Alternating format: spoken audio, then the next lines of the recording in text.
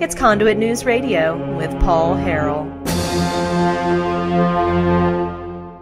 All right, ladies and gentlemen, welcome back to the program. We want to welcome back to the program as well Fort Smith attorney, Mr. Joey McCutchen is with us. Joey, thanks for coming on, sir. Hey, I'm glad to be on, Paul. I appreciate you having me this morning. It's always good to be with my conservative friend. Yes, absolutely. The feeling is mutual. Joey, I understand, because I saw your photo on the Conduit News article, you were at this event last Friday, the 24th, the Northwest Arkansas Political Animals Club, where Bob Ballinger was debating former Supreme Court Justice Paul Danielson. Were you not? I was there. Just generally, let's before we get to the end of the debate, let's talk about what was discussed. I mean, what were some of the points discussed for Issue 1, against Issue 1? I mean, I know you're against Issue 1 just like I am, the bad tort reform. Go ahead.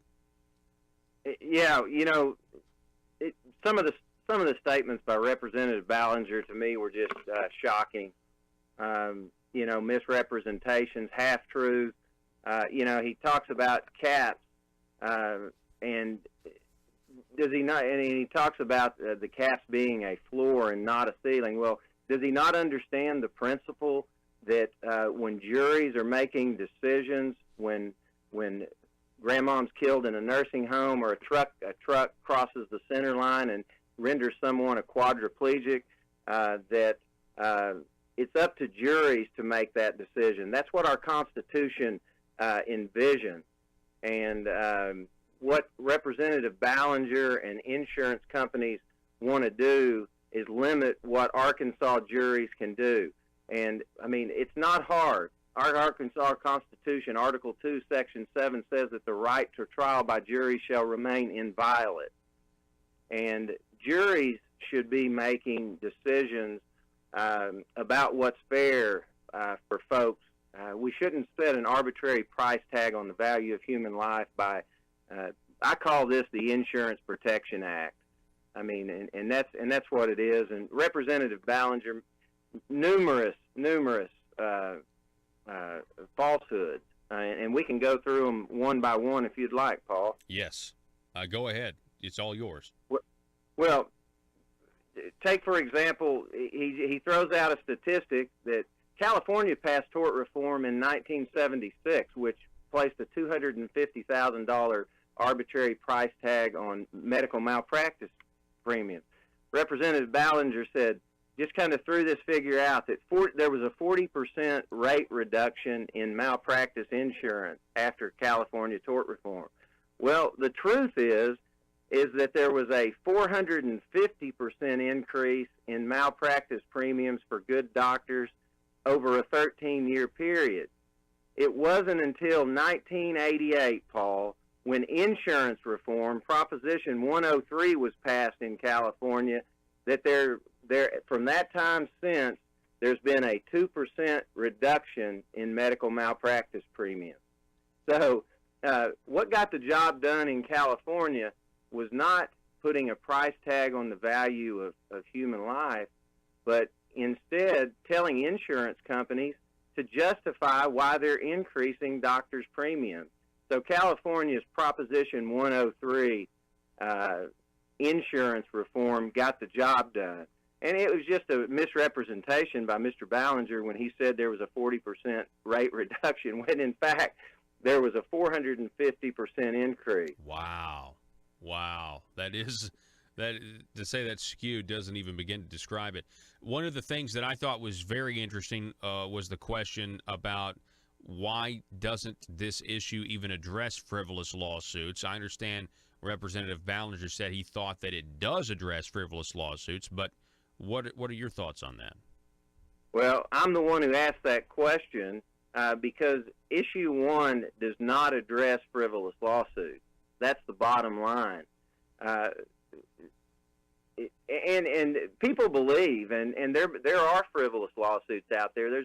There's no question about that, Paul. But why doesn't if the special interest in insurance companies wanted to do something about frivolous lawsuits, well, they failed miserably because nothing's in issue 1 about frivolous lawsuits. All all this bill does is take away the meritorious lawsuits. It puts a price tag on brain damage, quadriplegia, and life of $500,000, the maximum. But issue 1 does not address frivolous lawsuits because the nursing home industry wasn't concerned when they drafted this bill. Michael Morton and David Norsworthy, the two, you know who they are, of course. Yeah. David Norsworthy sent Jake Files, then Senator Jake Files, an $80,000 wire transfer right after tort reform was introduced in 2000 or filed in 2014, late 2014. They're not concerned about frivolous lawsuits. What they want is a price tag and certainty when they kill grandmom negligently in the nursing home. So that's the reason that there's no. Well, then they want a knowable cost so they can factor it into the cost of doing business. And in fact, we have a way to deal with frivolous lawsuits, and it's not taking away the rights of the people. One thing I did agree with Representative Ballinger on is we already have something in place. It's called Rule 11. Punish the lawyers. If Joey McCutchen files a frivolous lawsuit, then punish the lawyer and don't take away the rights of the citizens. That's already in place, Paul. That's a red herring when they continue to say this is about frivolous lawsuits. We've gone to them numerous times to try to deal with frivolous lawsuits. And the other side, they're not interested in dealing with frivolous lawsuits. Let me ask you this, because I know the idea of a judge lowering a judgment against a nursing home, that has actually been in the news. Obviously, that's why Judge Mike Maggio is in jail. He pled guilty to taking a bribe in exchange to lower the judgment. But a lot of people need to realize something, and I'd love for you to speak to this as an attorney. Judges do have the ability to lower judgments. And there's been some dispute on this. I've been told on social media they have that ability. And so in the case of, and I'd like for you to speak to that as an attorney, maybe there is a case where the judgment is ridiculous or something like that, and judges have the ability to step in and do something about that, correct? They do. We have our founders were very, very smart, and they understood that occasionally there could be a wayward jury, so they put a check and balance in our system. We don't need the legislature encroaching in this power grab of so-called caps because we've already got it in place. If there's a jury verdict that is too much, then the judge can step in and lower that verdict. That's what Judge Maggio did down in Conway. The only problem was he received a bribe from nursing homeowner, the nursing homeowner Michael Morton, who was actually involved in that particular case. But Judge Maggio lowered that verdict from $5 million to $1 million.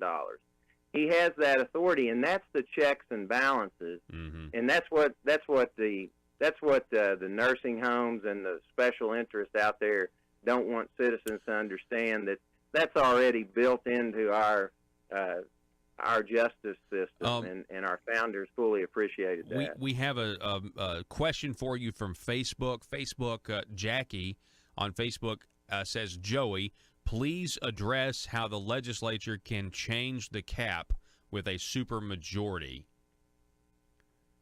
Well, that's a they do put that language in there. In the legislature, there is language in there. First of all, just to explain to the listeners, what the legislature has done and what they want you to vote on is to place a $500,000 arbitrary price tag on life if you're killed, quadriplegia. But they do say that the legislature can increase the cap. But do we really believe that the legislature who produced this Insurance Protection Act, do we really believe that the insurance companies and big business special interests are going to allow them to increase this cap? Paul, California is a classic example. Californians have lived with a $250,000 cap for since 1976.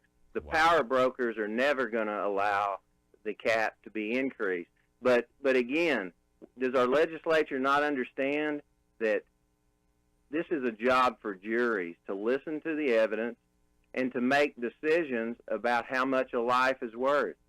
I had a client, Vicki Jansen, and Vicki was rendered a quadriplegic in a rollover case where Firestone produced a defective tire. She lived 13 years as a vent-dependent quadriplegic. She never was able to care for her Down syndrome son. She was never able to breathe on her own.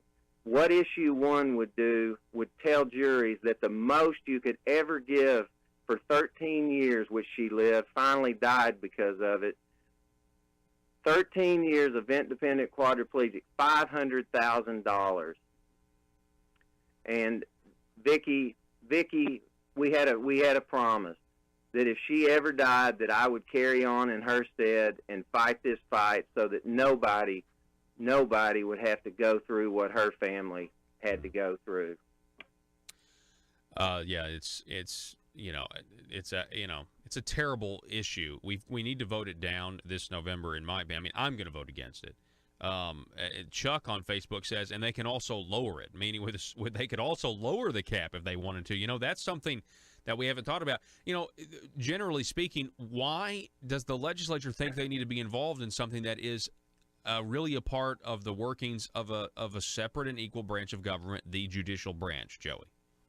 Because it's a power grab. It's a power grab by the legislature. It's a legislative takeover. It's a power grab. But look, the problem is we've got good legislators, no question, but we've had our share of legislators, as everyone will know. The corruption is pretty deep.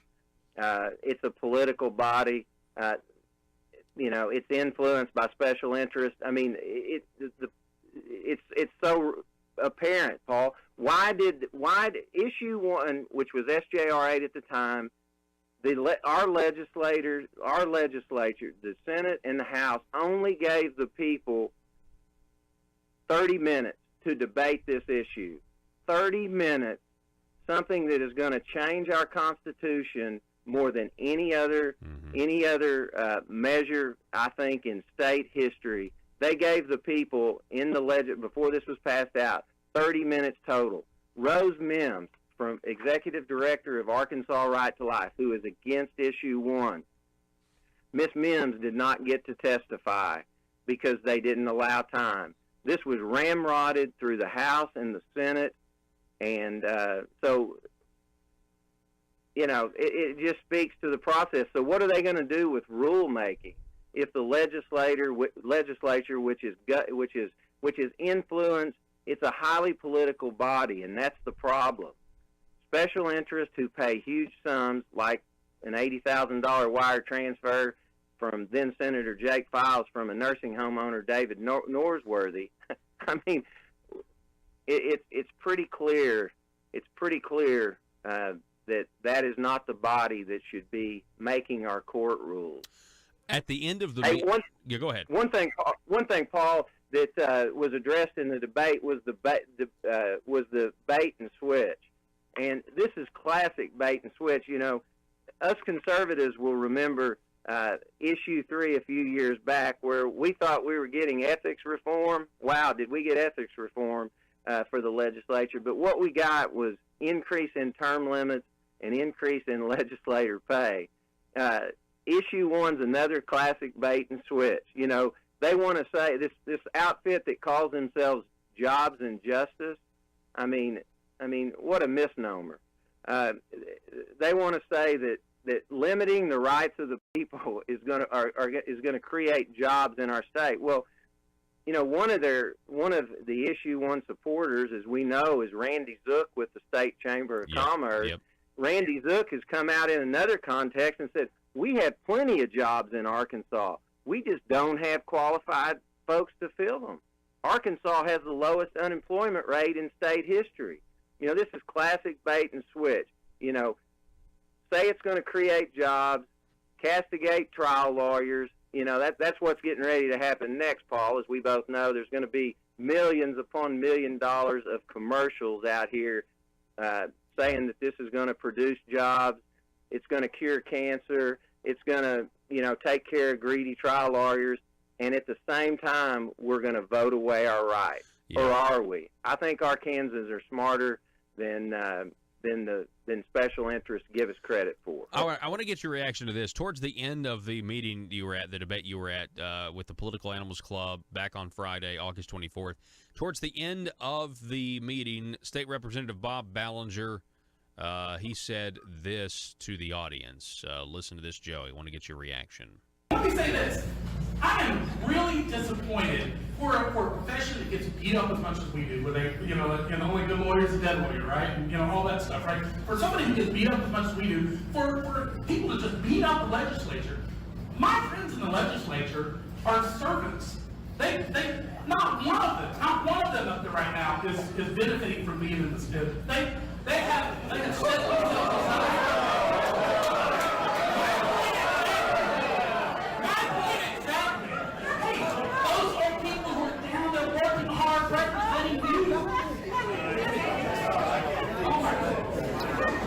Joey, you were in the room there. Was that you laughing, I heard?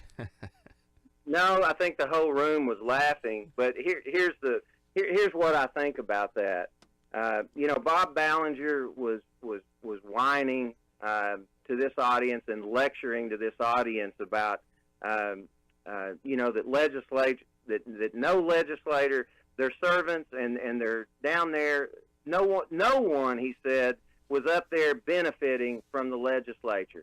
Well, come on. We've seen scandal after scandal, and there are very, very good legislators. There are honest and noble legislators. But to sit there and say that was lecturing to this audience, and they erupted in laughter. One of the things, because it just wasn't true. It was so untrue and so insulting. Because of all the corruption that's going on, and at the same time they're trying to take away our rights. You might have seen that Arkansas Democrat story, the fake news that the Arkansas Democrat editors, it's probably Dan Greenberg's dad writing this, that Dan probably helped draft this thing. But it was talking about that it was so disrespectful to Bob Ballinger, all the boos. I challenge the Arkansas Democrat Gazette to publish in their paper or put this video out and show where there was one boo.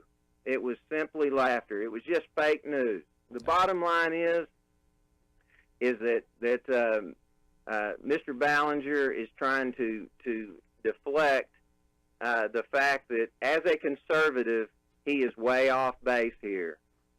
This issue puts an arbitrary price tag on the value of human life, and it is classic government overreach. We are going to write in a $500,000 price on life into our Constitution. Can you imagine that, Paul? The overwhelming majority of our state is pro-life, and now certain Republican legislators want us to write a price on the value of human life into a sacred document called the Arkansas Constitution. Yeah. That's worth fighting for, Paul. Yeah, that is worth fighting for agree. To the core. I agree, Joey, and I appreciate you fighting for it. I appreciate you coming on the program, and we'll do this again soon, okay? Hey, Paul, can I have one final comment? Yes, sir. I'm speaking to a large group of conservatives this morning, and conservatives like Jerry Cox, Rose Mims, Mike Masterson with the Arkansas Democrat Gazette, Martha Deaver with the Advocates for Nursing Homes have all come out. But this is a bipartisan effort. In our meetings across the state to fight against this, we're seeing people on the far left, the far right, coming together to defend our rights. And that is so encouraging because our rights are worth fighting for, whether you're liberal, Democrat, Republican, or Democrat. Yeah. I appreciate that, Joey. Well, good luck. Where are you speaking? You're speaking this morning. Is it an open event or? Well, I'm going to be speaking to some Tea Party groups here in the next couple of days. Okay. I'm not speaking this morning. Okay. All righty. Joey But McCutchen. I'm just talking about our conservative groups and liberal groups generally joining together. Yeah, on that. it certainly is a broad spectrum. I noticed that in the photo with everybody saying, "Hey, look, there's all these different types of messaging on each side. You can kind of tell which side people are coming from, but they all are agreeing, hey, this is bad for the people of this state." Hey, Joe, you be safe. Yeah. Hey, what was really encouraging is to see AARP going across the state, speaking to our elderly folks. Event after event. There's going to be an event in Jonesboro here in the next week or so. But AARP is speaking loudly and clearly for the elderly folks in Arkansas that this is bad news for elderly folks, particularly those in nursing homes. Joey, I appreciate it, sir. We'll talk to you soon. Okay? Thank you, Paul. All righty, folks. Have a good one. Yes, sir. You too. We got to go to break. Back in just a moment.